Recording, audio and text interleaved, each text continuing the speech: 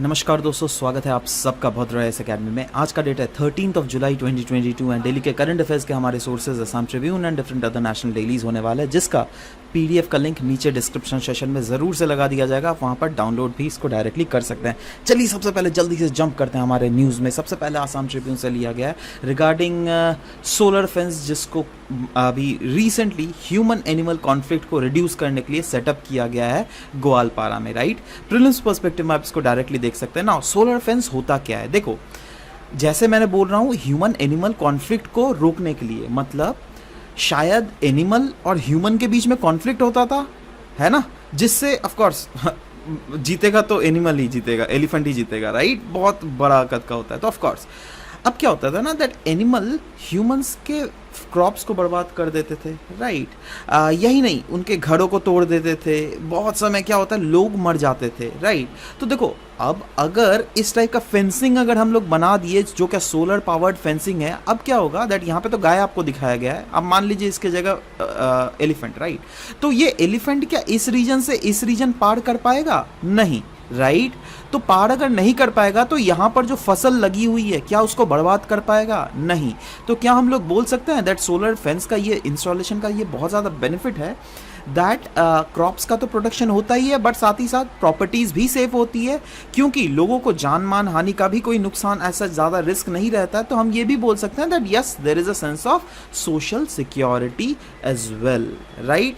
Next दोस्तों, next the Hindu से ये लिया गया था रिगार्डिंग डार्क मैटर के बारे में बात की गई है, राइट। नाउ देखो one of the most sensitive dark matter detector experiment, जिसका नाम है LUX-ZEPLIN। देखो ये याद कर लो, लेकिन यू नेवर नो दैट ये ही डायरेक्टली आपका क्वेश्चन में भी पूछा जा सकता है दैट बताओ भाई रिसेंटली एक एक्सपेरिमेंट जिसका नाम था LUX-ZEPLIN वो न्यूज़ में था, राइट। तो वो है क्या, तो इसके बारे में चीज़ें पूछी ज़रूर जा सकती है ना।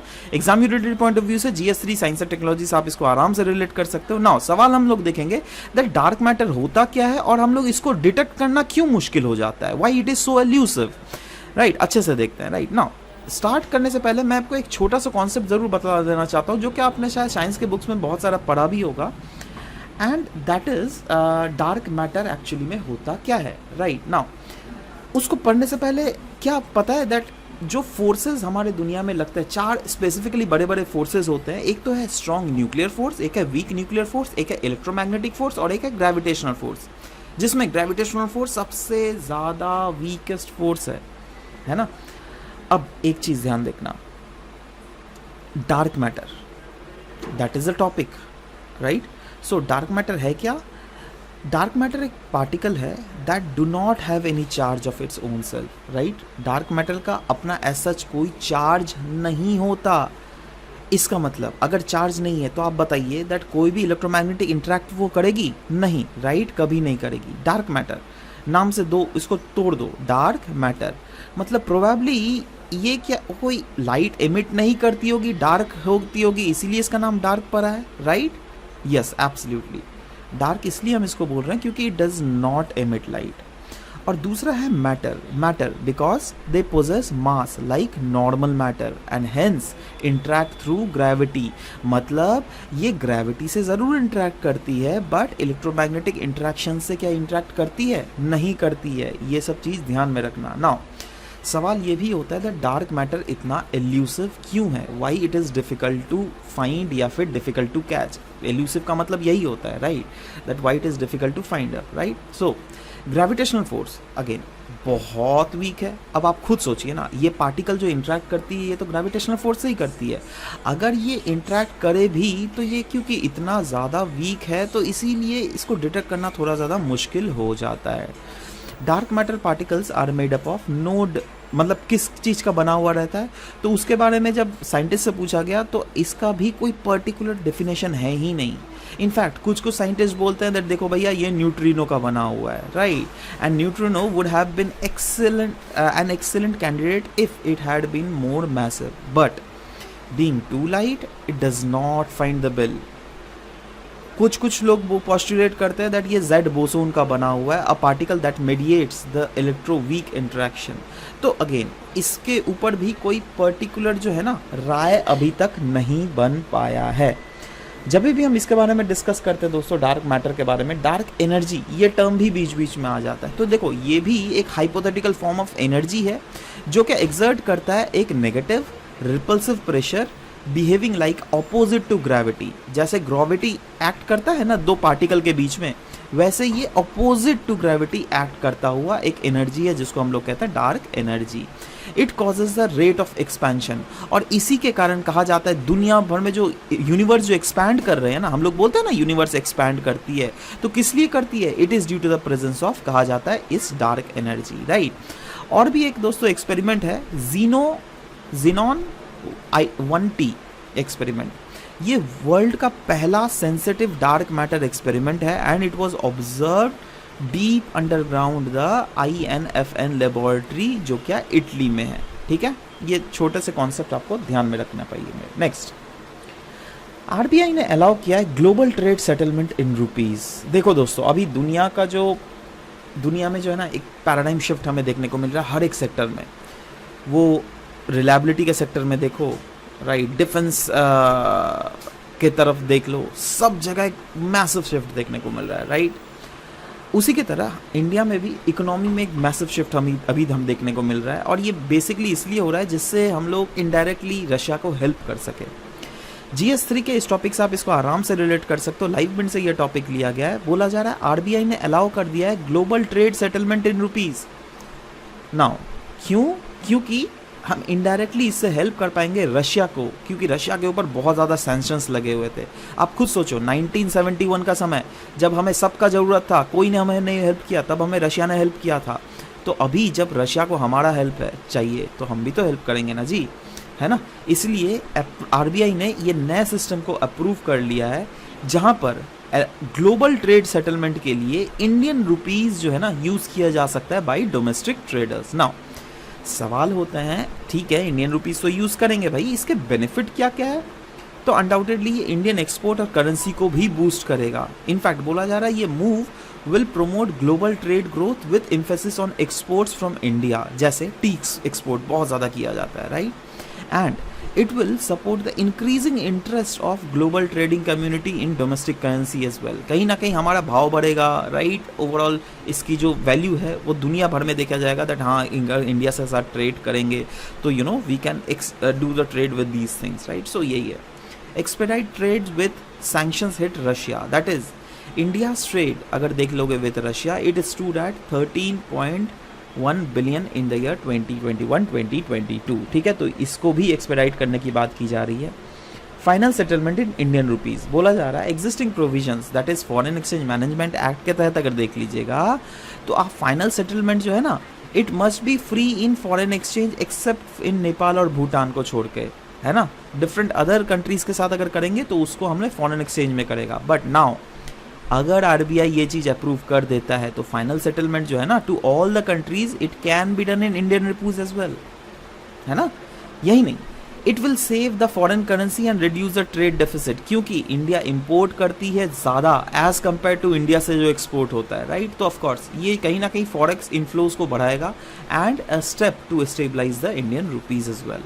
It will help build better ties with Russia, जी हाँ, क्योंकि हम इनडायरेक्टली ये रशिया के कारण लिए ही कर रहे हैं अगर आप देख लीजिएगा तो अनडाउटेडली ये कहीं ना कहीं आने वाले समय में हमारा और रशिया का टाइज जो है और भी ज़्यादा मिक्सअप और भी ज़्यादा इन्हांस होने वाला है ना। सवाल होता है ये सिस्टम काम कैसे करेगा भाई। देखो इसके लिए ना एक वोस्त्रो अकाउंट खोलना पड़ेगा, जैसे रशियन बैंक्स अगर है, राइट, तो वो इंडिया में एक वोस्त्रो अकाउंट खोलेगी और कभी भी अगर इंपोर्ट या फिर एक्सपोर्ट होता है तो कुछ भी जो अमाउंट डेबिट या फिर क्रेडिट होगा ना इस वोस्त्रो अकाउंट में किया जाएगा। इनफैक्ट इंडियन इंपोर्टर्स जो है they will make payment in rupees to be credited to the vostro account in corresponding bank of the partner country. मतलब सोचो कोई SBI में अगर सोचो रशिया का बैंक मतलब अकाउंट है, राइट, तो उस बैंक में उसको पेमेंट भी करना पड़ेगा। देखो एक्चुअली में होता क्या है, सोचो इंडियन एक्सपोर्टर है, उसने एक्सपोर्ट किया है ना, और एक रशिया की कंपनी है जो क्या उस चीज़ को इंपोर्ट कर रही है। ऑफ कोर्स इंडिया अगर एक्सपोर्ट करेगा तो कोई तो इंपोर्ट करेगा ना, है ना। अब रशिया ने क्या किया, रशिया ने सोचो जो कंपनी है रशिया की उसने रूबल दिया, रशिया का करेंसी, ठीक है। अब रशियन बैंक में लेकिन ये रूबल जाएगा, अब खुद सोचो, इस बैंक में रशिया का भी अकाउंट है, इंडिया का भी अकाउंट है, राइट। तो ये जो रशियन रूबल जो यहाँ पे आ रहा है ना, ये वोस्ट्रो अकाउंट में आएगा रशियन बैंक का, ठीक है।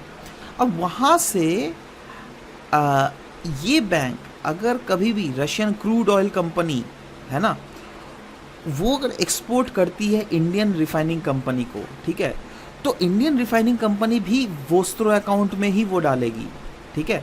अब देखो, यही देखो, यहाँ पे इंडिया का भी वोस्ट्रो अकाउंट है, इंडिया में एक बैंक है जहाँ पर इंडिया का वोस्ट्रो अकाउंट और आरबीआई सॉरी रशिया का वोस्ट्रो अकाउंट है, यहाँ पे एक रशिया में बैंक है जहाँ पे इंडिया का और वोस्ट्रो का अकाउंट है। अब ये दोनों बैंक आपस में एक दूसरे के कांटेक्ट में रहेंगी, ठीक है, और यहीं से ट्रांजैक्शंस आदान या फिर प्रदान किया जाएगा। समझ लो बात।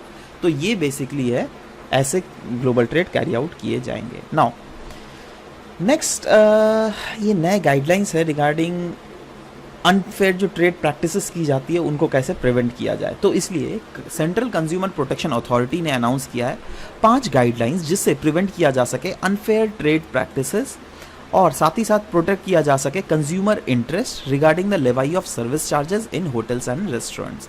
आपको पता है दोस्तों, जैसे सोचो, देखो ये वाला बिल देखना, ठीक है, सब टोटल कितना हुआ 6,770 रुपये, इसमें सर्विस चार्ज कितना लगा 676 rupees. Can you think about it, it is damn too huge, है ना।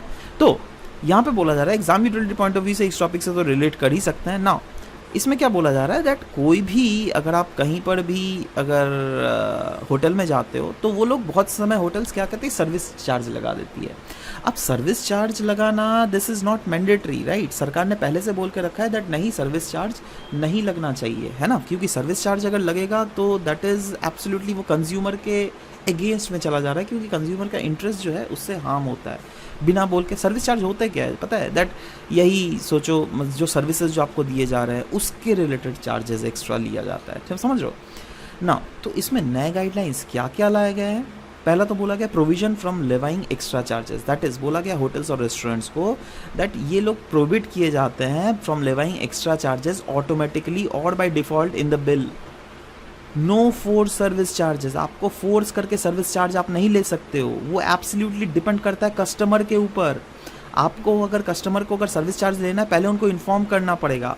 अगर कस्टमर का डिस्क्रेशन है इसमें या फिर वो वॉलंटरीली बोलते हैं कस्टमर दैट हाँ चलो ठीक है आप ले लो सर्विस चार्ज, तभी आप सिर्फ सर्विस चार्ज ले सकते हो, otherwise you are not eligible for that. No restrictions on entry based on service charges, that is hotels या फिर restaurants are no longer allowed to restrict entry। मतलब ऐसा नहीं है दैट आप अगर सर्विस चार्ज नहीं दोगे तो आप हमारे होटल में नहीं बैठ सकते हो, अगर वो करे तो आपको आपका होटल ही बंद करवा देंगे देश से, है ना। No addition of service charges and GST on total, that is hotels cannot add service charges to their bills and charges GST on the total। Tips और donation no longer permitted, that is बोला गया कोई भी tip, कोई भी donation, token, gratitude etcetera are no longer permitted to be charge. हाँ, वो entirely depend करता है कस्टमर के ऊपर। अगर कस्टमर अगर अपने विल से दे टिप वो अलग बात है, बट आप ज़बरदस्ती टिप अगर लेना चाहो दैट इज़ नॉट डन, ठीक है। रिड्रेसल मैकेनिज्म, सोचो आपके साथ ऐसे टाइप का कुछ इंसिडेंट हो गया, आप सवाल होता है आप किसके पास जाओगे भाई। तो देखो आप कंप्लेन डायरेक्टली कर सकते हो इस नंबर पे कॉल करके भी, है ना, या फिर national consumer helpline mobile app के थ्रू भी आप कांटेक्ट कर सकते हो अगर आपको लग रहा है दैट कोई भी रेस्टोरेंट आपको लेवाई कर रही है सर्विस चार्जेस, ठीक है ना। क्योंकि ये डायरेक्शंस निकाला गया था सेंट्रल कंज्यूमर प्रोटेक्शन अथॉरिटी के द्वारा, तो सेंट्रल कंज्यूमर प्रोटेक्शन अथॉरिटी के बारे में थोड़ा जान लें, क्योंकि अगेन ये बहुत ज़्यादा इंपॉर्टेंट है भाई। देखो इसको इस्टेब्लिश किया गया था इसीलिए जिससे ये रेगुलेट कर सके matters related to violation of right to consumer. Under the consumer protection act of 2019 authority was established, जिससे इनका काम क्या था दैट रेगुलेट किया जा सके वायलेशंस ऑफ कंज्यूमर राइट, या फिर अगर कहीं पर अनफेयर ट्रेड प्रैक्टिसेस हो रही है या फिर फॉल्स या फिर मिसलीडिंग एडवर्टाइजमेंट दिखाया जा रहा है जो क्या लोगों के इंटरेस्ट के प्रिजुडिशियल है, ठीक है, तो उस केस में ये एक्ट करेगी। इनफैक्ट इसको अथॉरिटी मिला हुआ है under section 18 of consumer protection act 2019, जिससे ये प्रोटेक्ट, प्रमोट और मोस्ट इंपॉर्टेंटली इन्फोर्स कर सके राइट्स ऑफ कंज्यूमर और प्रिवेंट कर सके violations of the right under the act. In fact it also seeks to ensure that no person is engage in unfair trade practices. ये काम किनका है? ये सेंट्रल कंज्यूमर प्रोटेक्शन अथॉरिटी का ही ये देखभाल करने का काम है. इनफैक्ट इनको एम्पावर हुआ पड़ा है to issue guidelines to enforce the right of consumers laid down in the act. तो ये सब चीज़ें हैं, राइट. नेक्स्ट, इंडियन एक्सप्रेस से ये न्यूज़ लिया गया regarding India's most populous country by 2023. और रिसेंटली बेसिकली यूनाइटेड नेशंस के वर्ल्ड पॉपुलेशन प्रॉस्पेक्ट जो रिपोर्ट निकाला जाता है ना, उसमें क्लियरली बोला गया है दैट 2023 तक, दैट इज 2023 तक ही इंडिया सरपास कर जाएगा चाइना को in one most populous country, right. और ये फोरकास्ट किया गया by United Nations department of economic and social affairs, right. And China and India अगर देख लीजिएगा अभी one of the most populous country है according to the world population prospect 2019. अगर देख लीजिएगा चाइना का पॉपुलेशन है 1.44 बिलियन पॉपुलेशन, वहीं पर इंडिया का पॉपुलेशन है 1.39 billion, right. End of course दुनिया की सबसे बड़ी दो पॉपुलस कंट्रीज यही है. इनफैक्ट अगर थोड़ा पॉपुलेशन को अगर थोड़ा बैकग्राउंड देखे तो 1990 देख लो, 2022 देख लो और 2050, राइट. चाइना 1990 से 2022 रैंक 1 मेंटेन है, इंडिया रैंक 2 मेंटेन है, यूएस, राइट, इंडोनेशिया, ब्राज़ील. तो ये देखना, अब देखो यहाँ पर रैंक्स जो है ना यहाँ तक तो सेम है, बट इधर देखो वेरी करेगी. 2050 में देखो एकदम फ्लिप हो जाएगी. इनफैक्ट 2050 क्या है, अभी तो कहा जा रहा है 2023 तक ही, राइट. वैसे अगर देख लीजिएगा बहुत पहले भी मैं बहुत दिन से इन चीज़ों का एनालाइज कर रहा हूँ. पहले जो आर्टिकल्स निकलते थे ना उसमें 2027 दिया हुआ रहता था, पता है. अभी रिसेंटली यूनाइटेड नेशंस का वर्ल्ड प्रॉस्पेक्ट रिपोर्ट्स में ये बोला गया 2023. तो चलो वो तो हम लोग देखेंगे, राइट. और फ्यूचर में अगेन इंडिया टॉप में होने वाला है, दूसरा नंबर चाइना होगा, तीसरा नंबर यूएसए होगा, चौथा नंबर नाइजीरिया आ जाएगा, उसके बाद पांचवा नंबर पाकिस्तान का रहेगा, छठा नंबर इंडोनेशिया का हो जाएगा, ठीक है, सातवां नंबर ब्राज़ील. तो इस टाइप से चीज़ें हमें देखने को कहीं ना कहीं मिल रही है, राइट. अब देखो यहाँ पर देखो जापान है ना, जापान आपको यहाँ पे दिख भी रहा है? नहीं. यहाँ इधर दिख भी रहा है? नहीं. ख़त्म, है ना. मतलब ऑफ कोर्स जापान में जो है ना बूढ़ी पॉपुलेशन बहुत ज़्यादा हो रही है ना. यहाँ पे देखो मेक्सिको का रैंक ये बढ़ा, फिर यहाँ पे गायब ही हो जाने वाला है ऐसा कहा जा रहा है ना फ्यूचर में. तो देखो क्या हो जाता है. नेट रीजंस क्या क्या है, क्यों ये सब चीज़ें दुनिया भर में हमें पॉपुलेशंस में ऐसा देखने को मिल रहा है. क्योंकि देखो बर्थ रेट में जो है ना नेट ड्रॉप देखने को मिल रहा है. While the net drop in birth rate is observe in several developing countries, more than half of the rise forecast जो है ना वर्ल्ड पॉपुलेशन का आने वाले डिकेड्स में वो 8 कंट्रीज़ में होने वाला है. वो कौन कौन है? मेनली अगर देखोगे यह सारे आपका जाके अफ्रीकन कंट्रीज़ है, जैसे democratic Republic of Congo, Egypt, Ethiopia, जिसमें इंडिया भी है, एशियन कंट्रीज़, पाकिस्तान भी है, फिलीपींस भी है यहाँ पर, है ना. बट यहाँ पे देखो नाइजीरिया, तंजानिया, तो ये सब मैक्सिमम लेकिन तो अफ्रीकन कंट्रीज़ ही ना है जी. कहीं ना कहीं चैलेंजेस है सस्टेनेबल डेवलपमेंट गोल को अचीव करने के लिए. बहुत सारे जो चीज़ें हैं आने वाले समय में, बहुत सारे देशों में पॉपुलेशन डबल से भी ज़्यादा बढ़ना पड़ रहा है. इसलिए क्या होगा, रिसोर्सेज के ऊपर बहुत ज़्यादा प्रेशर पड़ जाएगा. अब रिसोर्सेज के ऊपर प्रेशर अगर पड़ेगा तो जो यूएन का एसडीजीज को अचीव किया जाना थोड़ा मुश्किल नहीं हो जाएगा. Older age population growth, the population of older persons is increasing both in numbers and as a share of total as well, right. Sustain drop in fertility, हमें ड्रॉप देखने को मिल रहा है कहीं ना कहीं फर्टिलिटी में, right. And it has led to an increase concentration of population at working age. मतलब फर्टिलिटी में ड्रॉप, मतलब एज का जो कोहोर्ट होता है ना, जैसे अगर नीचे में देख लीजिए 0 to 15 ईयर्स, राइट. यहाँ पे 16 से 59 ईयर्स, और ये वाला ओल्डर एज पॉपुलेशन होता है, ठीक है. तो आप ये वाला अगर घट रहा है तो टेक्निकली ये वाले का प्रोपोर्शन जो है ना रिस्पेक्टिवली बढ़ रहा है ना. मतलब working age between 25 to 64 years ये बहुत ज़्यादा बढ़ जा रहा है ना. माइग्रेशन, हमें international migration is having an important impact on population trend in बहुत सारे कंट्रीज. अनडाउटेडली कोविड-19 के कारण तो बहुत ज़्यादा मोर्टेलिटी, फर्टिलिटी, माइग्रेशन में इम्पैक्ट हमें देखने को मिल रहा है. इनफैक्ट ग्लोबल लाइफ एक्सपेक्टेंसी भी जो बोला जा रहा है कोविड-19 के कारण ही फॉल हुआ है by 1.8 years between the year. इतना क्यों? क्योंकि उस समय मैक्सिमम मोर्टेलिटी हमें दुनिया भर में देखने को मिला था. समझ रहे हो बात. नेक्स्ट दोस्तों द हिंदू से लिया गया regarding national emblem on new parliament building. Now prime minister Narendra Modi ने अनवील किया है the national emblem cast on the roof of new parliament building. Examinatory point of view से, प्रीलिम्स पर्सपेक्टिव से आप इसको डायरेक्टली देख सकते हो. क्यों? क्योंकि बोला जा रहा है ये जो वैसे तो देखो ये कल वाले न्यूज़ था दोस्तों, है ना, कल वाले द हिंदू में न्यूज़ था, और अभी मैं इसको इसलिए देख रहा हूँ क्योंकि इसके रिलेटेड कुछ कुछ डेटास थे जिसको हमें इकट्ठा करना था, वो हमने किया, राइट नाउ। ये जो था roof of the parliament building, उसके ऊपर में नेशनल एम्ब्लेम को सेटअप किया जा रहा है। यही वाला नेशनल एम्ब्लेम है, आप क्लियरली देख भी पा रहे हो। ये कौन सा नेशनल एम्ब्लेम है बताइए? तो हमारा लायन कैपिटल्स ऑफ अशोका, ठीक है। नाउ इसको clay modelling, computer graphics, bronze casting और पॉलिशिंग के थ्रू इसको फाइनली यह शेप दिया गया है। Now about the national emblem अगर देखोगे तो 26 जनवरी 1950 को a representation of lions capital of Ashoka was placed above the motto Satyameva Jayate, और सत्यमेव जयते के ऊपर लिखा गया, मतलब ये रखा गया था और इसी को माना गया। मतलब देखो इसके नीचे दिख रहा है, कभी कॉइन्स में देखना आप अपने 5 रुपये वाला कॉइन या फिर 10 रुपये वाला कॉइन में देखना, है ना, दैट यहाँ पे लिखा हुआ रहेगा सत्यमेव जयते, है ना, that is truth only Trump's, है ना। अच्छा आप एक चीज़ बोलिए तो, हमारा अगर आपने हिस्ट्री पढ़ा होगा, इनफैक्ट ये क्वेश्चन जो है ना यूपीएससी 2013 में भी पूछा गया है, मैं पहले ही पूछ ले रहा हूँ। सत्यमेव जयते जो वर्ड है, राइट, ये कौन से उपनिषद में मेंशन्ड है हमारे? ये आप इंडियन ईयर बुक अगर पढ़े होंगे तो वहाँ पे प्रॉपरली पहले वाले यूनिट में ही दिया हुआ है, राइट। कौन सा उपनिषद में सत्यमेव जयते का वर्णन किया गया है? अगर आपको पता है तो नीचे कमेंट सेक्शन में ज़रूर से लिखिए, नहीं तो हम लोग कल डिस्कस करेंगे इसके बारे में। It was chosen as a symbol of contemporary India's reaffirmation that हाँ, हमारा जो एंशियंट कमिटमेंट है to the world peace and goodwill, उसको हम लोग अभी भी मेंटेन रखना चाहते हैं। हिस्ट्री के एंगल से अगर इसको देखिएगा तो ये स्टेट एम्ब्लेम को, of course it is an adaptation of Sarnath lion capital of Ashoka. In original इसमें 4 लायन हैं जो कि एक तरफ एक लायन का मुंह इस तरफ है, एक लायन का मुंह इस तरफ है, एक लायन का मुंह उस तरफ है, एक लायन का मुंह इस तरफ है, ठीक है। तो they are mounted on an abacus, है ना, और इस एबैकस के ऊपर एलिफेंट, हॉर्सेस, बुल और लायन आपको देखने को मिलेंगे।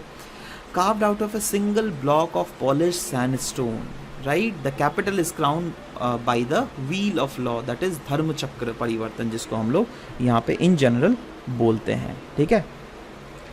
सिग्निफिकेंस, इसकी सिग्निफिकेंस की अगर बात करें तो हम बोल सकते हैं that while Buddhist interpretation says that the animal represent different phases of Buddha's life, मतलब ये अलग फेज दिखलाता है, ये वाला अलग फेज दिखलाता है, ये वाला अलग फेज, और इसके पीछे वाला जो लायन है ना वो अलग फेज है ना। बट बहुत सारे नॉन रिलीजियस इंटरप्रिटेशंस बोलते हैं that they depict the region of emperor Ashoka in 4 geographical direction while the wheel depicts its enlightened rule. In fact यहाँ पे देखो क्लियरली लिखा भी हुआ है, ये जो है ना, this is a symbol of Buddha's धर्म चक्र, जिसमें 24 स्पोक है, राइट। सत्यमेव जयते, अच्छा चलो ये अब आंसर आपको मिल ही गया, अब हम नीचे कमेंट सेक्शन में भी लिखोगे या नहीं, चलो कोई बात नहीं, मुंडक उपनिषद इज द करेक्ट आंसर, है ना। तो ये आप क्लियरली यहाँ से देख भी पा रहे होगे। नेक्स्ट दोस्तों, ये छोटे छोटे कुछ कॉन्सेप्ट्स है जो कि न्यूज़ में थे, तो I thought that let's mention it. Bali act, है ना, सुप्रीम कोर्ट ने रिकमेंड किया था गवर्नमेंट को to introduce a special enactment in the nature of बाली एक्ट, जिससे स्ट्रीमलाइन किया जा सके ग्रांट ऑफ बेल। जैसे सोचो कोई आप क्राइम करते हो या फिर सिविल क्राइम ही क्यों ना हो, और फिर तो उस केस में बहुत समय आपको बेल मिल जाता है, ठीक है। तो बेल के जो प्रोविजंस है ना वो बेल एक्ट में, सॉरी बाली एक्ट नहीं, माफ़ करना, बेल एक्ट, माफ़ करना बेल एक्ट में लिखा हुआ है, ठीक है। So bail is a conditional release of a defendant with the promise to reappear in court whenever required. मतलब आपको सोचो आपने कुछ क्राइम किया, आपको बेल तभी दिया जाएगा जब आपको बोला जाएगा दैट देख भाई जब मैं आपको कोर्ट में बुलाऊंगा आपको आना पड़ेगा, राइट। तो उस एश्योरेंस में बेल प्रोवाइड किया जाता है। Next, ISRO system for safe and sustainable space operations and management IS-4OM, ISRO ने लॉन्च किया दुनिया का पहला फैसिलिटी जिससे ट्रैक किया जा सकता है स्पेस डेब्री और सेफगार्ड किया जा सकता है हमारे एसेट्स को। इससे फ्यूचर में हमारा क्या फ़ायदा होगा दैट जो भी स्पेस में डेब्री हमें देखने को मिल सकता है या फिर हमारे सैटेलाइट्स को जो नुकसान पहुंचा सकते हैं उससे हम लोग बहुत हद तक बच जाएंगे, राइट। इनफैक्ट बोला जा रहा है दैट इसरो का ये होलिस्टिक अप्रोच है to ensure the safety of space assets, मतलब कोई भी स्पेस एसेट्स वो हमारे प्राइवेट इंस्टीट्यूशंस के ही क्यों ना हो, गवर्नमेंट इंस्टीट्यूशंस के ही क्यों ना हो, राइट। तो सस्टेन कर सकते हैं the utilization of outer space for national development as well in a long run. Next, India's stack, इसके बारे में ऑलरेडी हम लोगों ने पहले भी डिस्कस किया हुआ है। न्यूज़ में इसलिए था क्योंकि इंडिया स्टैक नॉलेज एक्सचेंज को रिसेंटली हेल्ड किया गया था। इंडिया स्टैक ये सेट ऑफ ओपन एपीआईज है। एपीआई मतलब समझते हो क्या होता है? Application programming interface. जैसे एप्लीकेशन होता है ना, उस टाइप के चीज़ों को एपीआईज कहते हैं। जैसे इंडिया का स्टैक इंक्लूड करता है आधार, यूपीआई, ये तो एक एपीआई ही ना है, एक ऐप है ना जी। तो ऐप जो है पहले एपीआई होता है, that is application programming interfaces, right. CoWIN, digital locker, DigiLocker जिसको हम लोग बोलते हैं, Aarogya Setu app, UMANG, DIKSHA app, e Sanjeevani app, right. अब इंडिया ने लॉन्च किया है इंडिया स्टैक डॉट ग्लोबल, जो कि एक सिंगल रिपोजिटरी होने वाली है of all the major projects of India stack, जिससे हर एक मेजर प्रोजेक्ट्स के डिटेल्स एक ही जगह मिल जाएगी, right. Next is revamp distribution sector scheme, RDSS। Now ये स्कीम जो है किससे रिलेटेड है ना, वो आप ध्यान में रखिएगा, डिस्कॉम्स, क्योंकि आप जो अपना इलेक्ट्रिसिटी खरीदते हो ना, डिस्कॉम से ही तो खरीदते हो।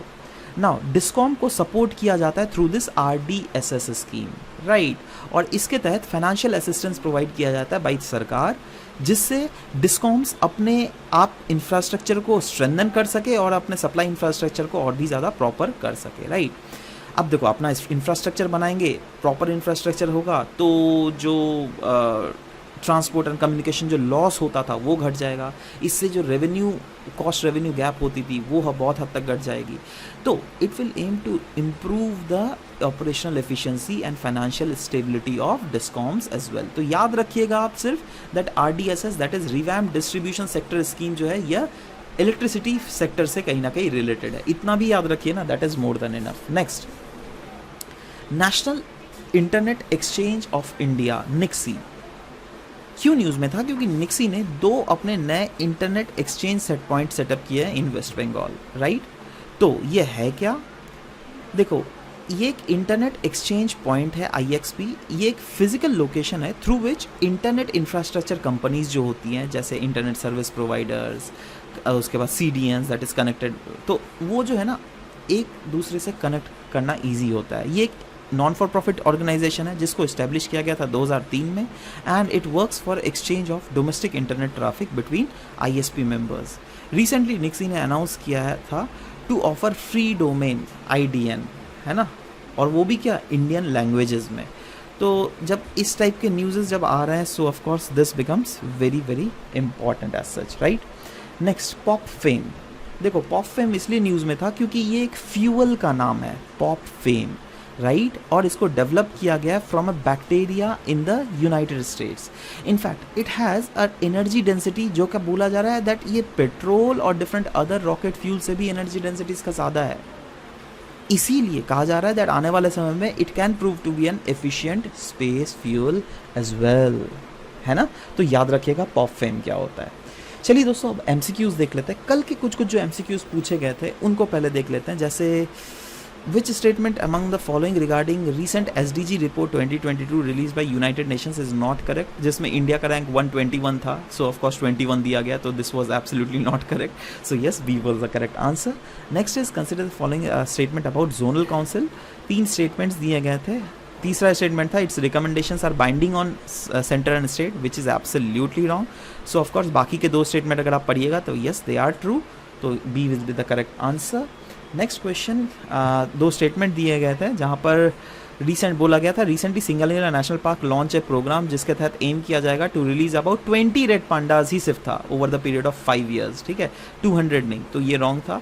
सिंगलिला ये पार्क जो है ये वेस्ट बंगाल में, उड़ीसा में नहीं, तो ऑफ कोर्स ये भी रॉन्ग है। तो इसलिए करेक्ट कौन सा है? ये D will the correct answer. तो करेक्ट सीक्वेंस अगर देख लीजिएगा, B will be the correct sequence of answer, जहाँ पे आप यहाँ पे क्लियरली देख सकते हैं जुबोराज बोरा, हसल बसल, अभी जिनी, गार्गी, राइट, मोप्रान, Sam, Deepak, Pallav, Sangeeta, Abdul, Pragyajyoti, Manoj and Jharna. Almost सब ने ही, जी हाँ, BBD, सब ने ही BBD आंसर दिया, वेरी गुड। चलो अब आज के क्वेश्चन सॉल्व करो। मैं चाहता हूँ सब क्वेश्चन तो सॉल्व करो ही, बट अगर आपको अच्छा लग रहा है ये वीडियो देखना तो प्लीज़ यार, ये बहुत ज़्यादा मेहनत लगता है, at least hit a thumbs up, right. Anyways, which statement among the following regarding dark matter often seen in news is not correct? These particles do not have charge, they do not emit light, dark matter is elusive in nature, and they easily interact with electromagnetic interactions. तो ये चीज़ मैं आपको बतलाना है कौन सा सही नहीं है. Next, consider the following statement about Indian national emblem. Now पहला स्टेटमेंट है the state emblem is an adaption from Sarnath, lion capital of Ashoka. दूसरा, the lion capital of Ashoka placed above the motto of Satyameva Jayate was adopted as a state emblem in India. तो one only, two only, both one and two, neither one not two, कौन सा यहाँ पर सही है? You need to give the answer correct. Next, consider the following statement regarding central consumer protection authority. Now, those statement है Central Consumer Protection Authority has been established to regulate matters related to violations of right of consumers. दूसरा है it is empowered to issue guidelines to enforce right to consumers. Which of the statement given above is correct? One only, two only, both one and two, neither one and two. I want you guys, all people, to write the correct option in the description box below. We'll be waiting for your answer to come up, right? So anyways guys, this was all about the discussion for today's class. We'll be waiting for the next session to meet. Bye bye, take care, and thank you for listening to the whole video. Thank you very much.